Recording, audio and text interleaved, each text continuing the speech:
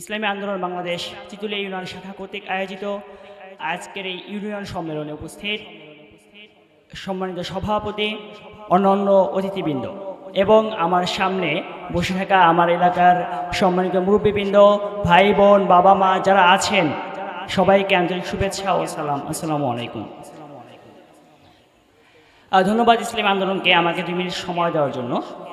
আমি একটু অনুরোধ করব আমার 2 মিনিটের কথাকে একটু গুরুত্ব দিয়ে শোনার জন্য। সবাইকে একটু অনুরোধ করব।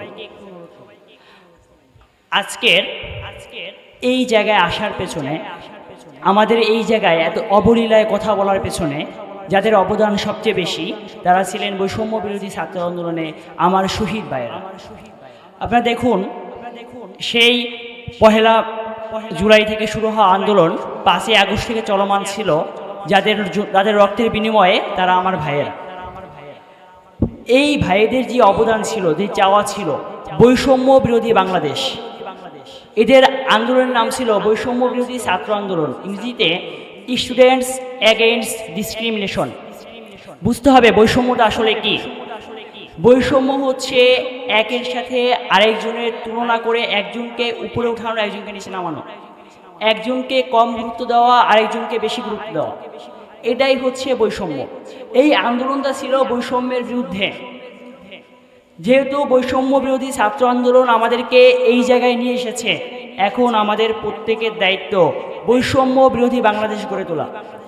যেই বাংলাদেশের আমার পরিবারে কোনো বৈষম্য থাকবে না, আমার সমাজে কোনো বৈষম্য থাকবে না, আমার ইউনিয়নে কোনো বৈষম্য থাকবে না, আমার উপজেলা, জেলা এবং সর্বোপরি আমার বাংলাদেশে কোথাও কোনো জায়গায় কোনো মানুষ জাতি, ধর্ম, বর্ণ, অন্য কোনো কারণে কোনোভাবে বৈষম্যের শিকার হবে না। এইটা হচ্ছে বৈষম্যের বিরুদ্ধে আমাদের প্রথম দাবি ছিল। এই বৈষম্য বিরোধী আন্দোলন করে তারা নিহত হয়েছে। এখন যদি আমরা আমাদের সমাজে কোনোভাবে বৈষম্য সৃষ্টি করি, তাহলে নিশ্চয়ই তাদের আত্মা শান্তি পাবে না। এজন্য এই আন্দোলন থেকে শিক্ষা নিয়ে আমাদের সমাজের প্রত্যেকটি জায়গায় বৈষম্য দূর করতে হবে। আমি একটু আপনাদের পরিসংখ্যান দেই। আমাদের শরীয়তপুরের এই আন্দোলনে নিহত সংখ্যা হচ্ছে 12 জন। 12 জন মারা গেছে, আমাদের কাছে তথ্য আছে। এর মধ্যে শহীদ আলামিন, যার বাড়ি হচ্ছে গোসাইরহাট, শহীদ আলামিন মারা গেছে। 11 দিন তার লাশ কোথায় ছিল কেউ জানতো না। আমি নিজে দেখেছি তার পরিবারের কান্না, তার বাবার আর্তনাদ, তার ছোট ভাইয়ের আর্তনাদ। ওই আর্তনাদ যদি কেউ দেখে থাকে তাহলে তার পক্ষে বলা সম্ভব না। এই মানুষগুলোর আর্তনাদ, এই মানুষগুলোর কান্নার পরে যদি বাংলাদেশে বৈষম্য ফিরে আসে, তাহলে এই মানুষগুলোর প্রত্যেকটি কান্না আমাদের জন্য অভিশাপ হয়ে আসবে। এজন্য আমি অনুরোধ করব, আমাদের আগামীর বাংলাদেশ অবশ্যই অবশ্যই অবশ্যই বৈষম্য বিরোধী হবে। যেই বাংলাদেশের কোনো একটা জায়গা, কোনো একটা মাটি, কোনো একটা ইঞ্চি কোনোভাবেই বৈষম্যের শিকার হবে না। আমার স্কুল, আমার প্রতিষ্ঠান, আমার বিদ্যালয়, আমার মসজিদ, আমার মাদ্রাসা, এখানে কোনোভাবেই কোনো রকম বৈষম্য দেওয়া যাবে না, বৈষম্যের শিকার কাউকে করা যাবে না।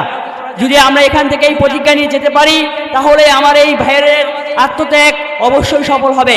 আমাদের এই পুরো আন্দোলনকে সফল করতে ইসলামী আন্দোলন সহ যেই সকল রাজনৈতিক দল, যেই সকল মত আমাদেরকে সাহায্য সহযোগিতা করেছেন, তাদের সবাইকে আন্তরিক ধন্যবাদ জানিয়ে আমার কথা শেষ করছি। ধন্যবাদ।